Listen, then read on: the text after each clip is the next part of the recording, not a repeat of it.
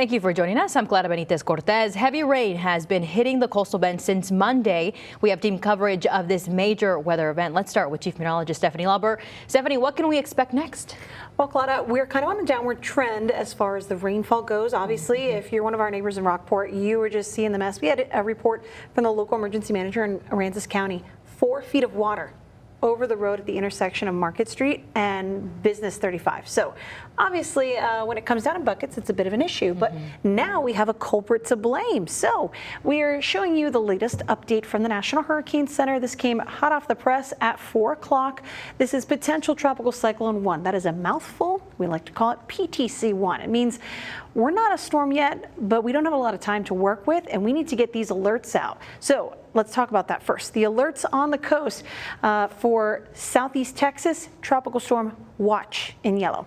This blue here at the state line between Texas and Louisiana out to about halfway through the boot, it's a tropical storm warning. What has changed as of 4 o'clock? Well, this storm is not a storm yet, but it's expected to be one tomorrow. That's a very short fuse.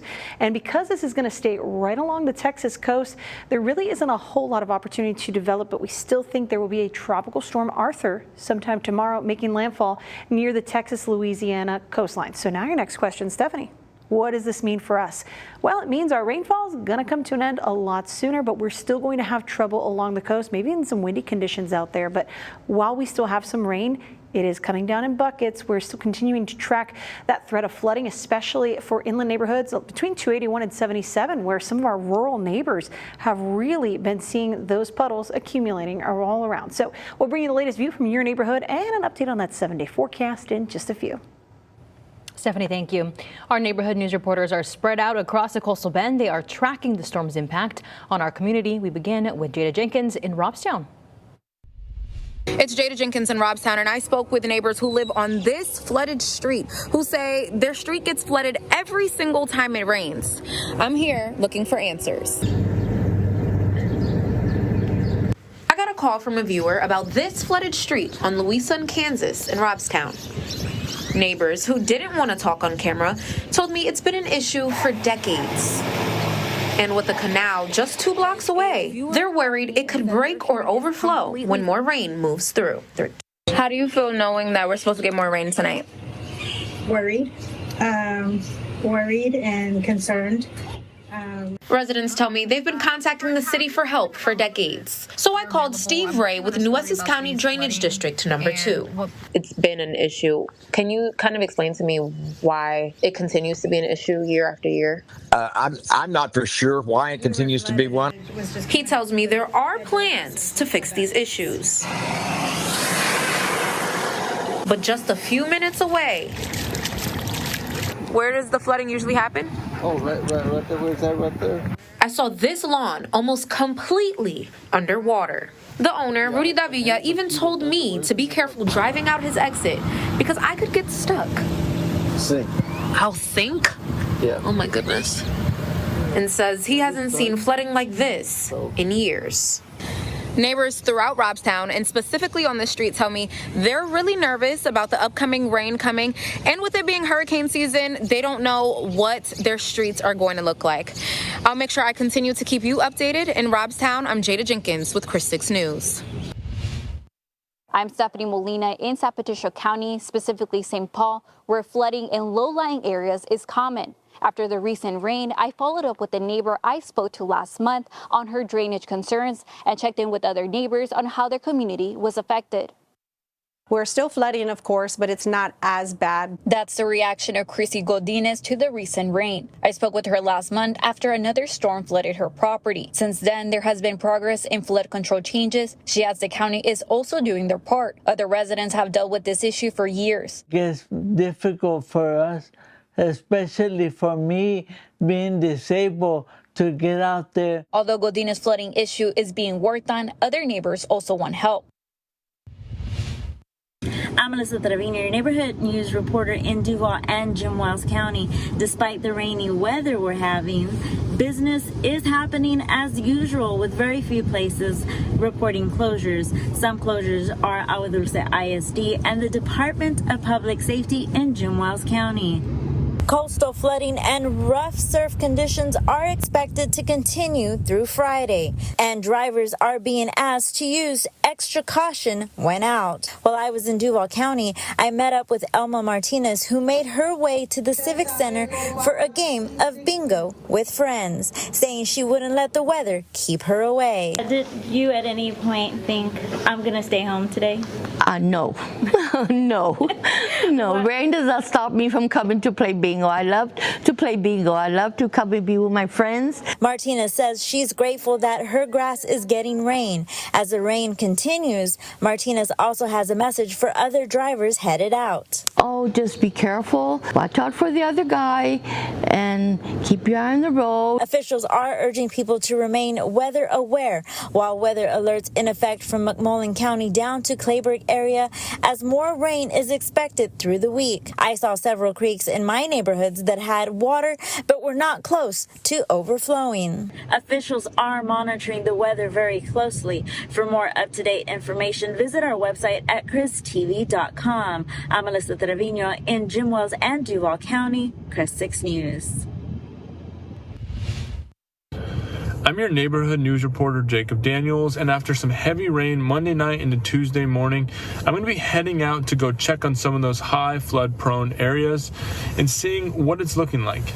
Storms over the Gulf are bringing floodwaters to our area. I found several spots taking on water today. Near Flower Bluff Drive, a pond that has been empty for a long time is now overflowing. Pretty dry. About a month ago, at one time, this area right here was just a small patch of water in the middle. I stopped at Oso Creek and saw flowing water on both sides of the Oso Bridge, which is expected to hit flood stage at 26 feet tomorrow morning. My next stop was Laguna Shores out in the bluff. Under the causeway though, we have a lot of flooding completely underwater under the causeway. Next up, Whitecap Beach, where flooding is minimal, but the parking lot behind Bob Hall Pier is flooded. One neighbor has a warning for anyone heading out. Yeah, I think on a day like today, it's a great day to walk on the sand or walk in the shallow waters. It's a lot of fun. Not to go in the deep water. It's way too dangerous right now, especially if you're not from around here and know how to handle the waves. I visited Flower Bluff, Padre Island, and the south side, and one area that did give me a little bit of concern was Oso Creek that will reach flood stage tomorrow morning at 26 feet. And while I'm clocking out, Jada Stray will be taking over and diving into that coverage. Jacob, thank you. The Nueces County Sheriff's Office is keeping a close eye on flooded streets. Water is currently covering the access road to the Labonte Park. Up to 4 feet of water is covering the Interstate 37 southbound frontage road near Ripple Road. Deputies want you to stay clear of this area. We have a full list of road closures on our website, christv.com. And the heavy rain is also causing dangerous conditions across the state. A woman is dead after floodwaters swept her car away outside of San Antonio. The Bandera County Sheriff's Office received a 911 call from her early this morning. She told dispatchers she was trapped in her car and floating down a fast-moving creek. The call dropped after a few minutes. Rescue crews used her last known location to search the area. They found her car completely submerged several miles downstream. Deputies have not released her name yet. Now, we can always rely on our Coastal Bend weather watchers to show us what is happening outside. Serena Taylor sent us this video from Padre Island. You can see the rain coming down, then a lightning strike lights up the sky for a moment. Everything glows a different color before the sky goes dark again. Now, this video is from Sylvia Cervantes Brooks in Odom. The much needed rain is causing problems. You can see the heavy rain coming down. A huge chunk of her property is already underwater. And check out this video from Marco Gonzalez in Robstown. You can see flooding in the apartment complex. We are expecting more continuous rain into the night. Please stay safe and weather aware.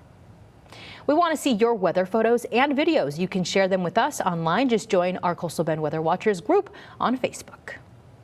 Now, this heavy rain is a great reminder that hurricane season is here. You can use this weather as a practice run to get your family ready. We have everything you need to know on our special called Plan, Prepare, Survive. Just scan the QR code on your screen. It will take you right to the special on our YouTube page.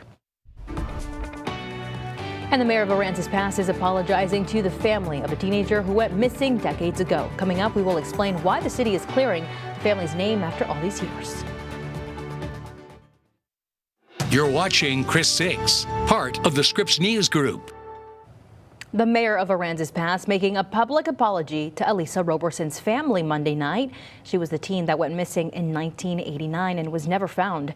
Mayor Jason Knight stating in his apology the city supported and funded the geoforensic investigation at Elisa's childhood home recently, which found no new evidence, clearing suspicions Aransas Pass police made years ago that Elisa's family had something to do with her disappearance. Under an agreement made by the city of Aransas Pass and the Roberson family, the Aransas Pass Police Department will release the investigation files after decades of waiting. And I mean that with all my heart because, you know, I grew up around you guys. So for what you guys have gone through in the past, I truly apologize. And I know we all do. I know this group here stands with me. So, and I know me, Ruby, I'll be giving you a call in the morning, and I just hope this helps you and your family. So thank you. Well, I spoke with Elisa's sister, Ruby Hall, and she tells me she is grateful for Mayor Knight's apology and says this is a milestone in a grueling fight. She wants to let every family member who is walking this path to let this be a reminder that your efforts do not go unnoticed and are never in vain. And the city of Corpus Christi is canceling its weekly water supply update this week. The briefing is canceled for the Juneteenth holiday this Friday. The updates will resume next Friday, June 26th at 10 in the morning. You can watch the briefing live on the city's YouTube channel. City leaders started these weekly updates in March to keep residents informed about our water supply. Well, as the rain starts to dial back, what's next? We're going to be talking about temperatures even as we make our way into tomorrow afternoon. I'll walk you through everything you need to know in your neighborhood ahead.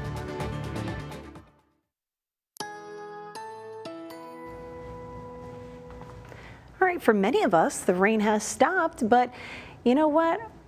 Keep this on the back burner, where we still have a little bit of humidity here in Corpus Christi. 82 degrees is feeling like 90 degrees, and we've had the on and off showers. I know because as I was making my way into the studio today, I got poured down on, and it only happened as I pulled into my parking space, got in the building, and then immediately stopped. So there's a little humor for you on this Tuesday. But, you know, we're really going to be focusing on the temperatures as we move on into tomorrow afternoon, but really on Thursday. We're talking middle 90s back in the forecast, and it is going to be feeling oppressively hot. So thankfully, we've done pretty well with what could have been a severe weather event that was more widespread. Imagine if we didn't have power. And we were talking about these 90s coming back in the forecast.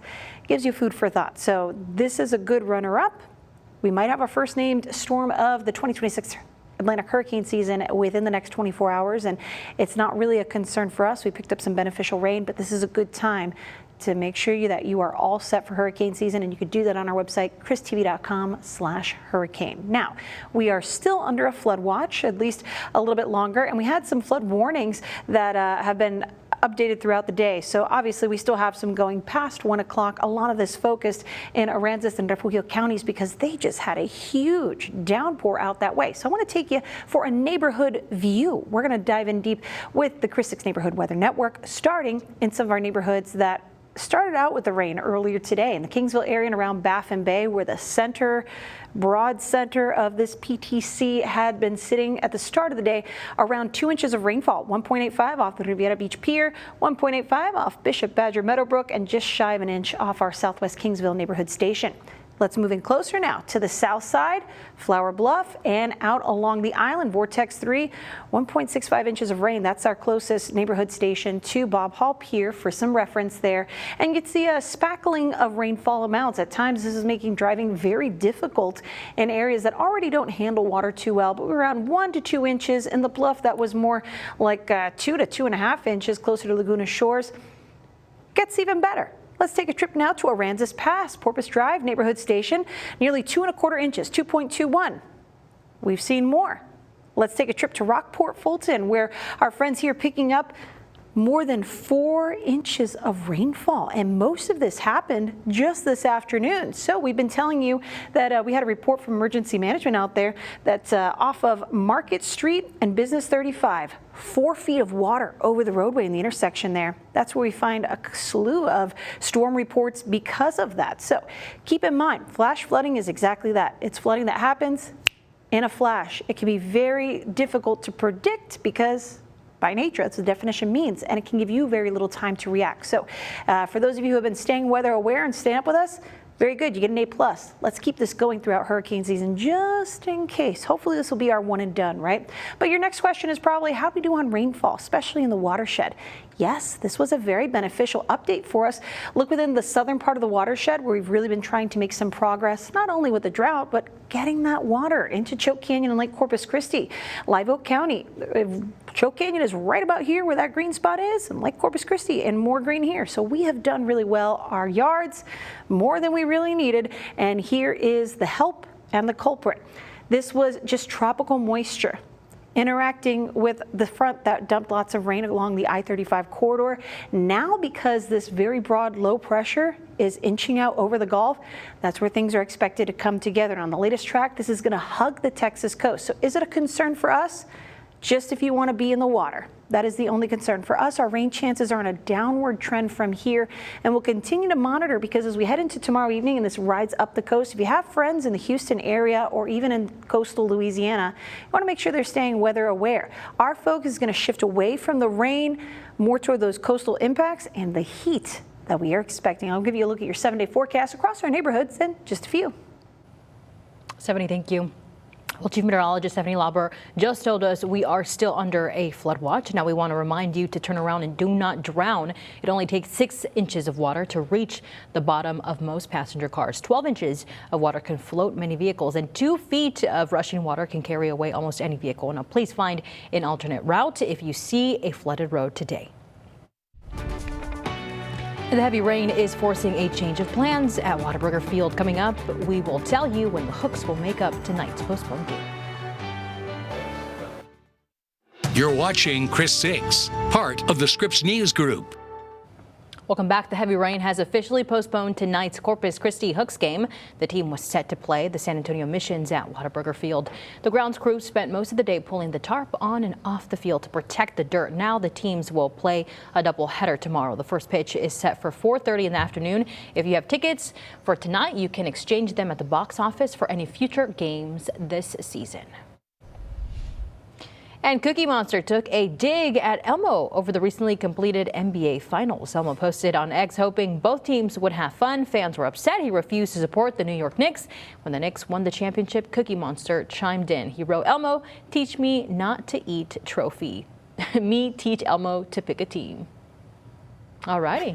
Love to have these cartoons having their 2 cents. I was going to say, this weather was a nice distraction from the NBA. There's no such thing as professional basketball right now. We're recovering, but you know what? Fun to watch.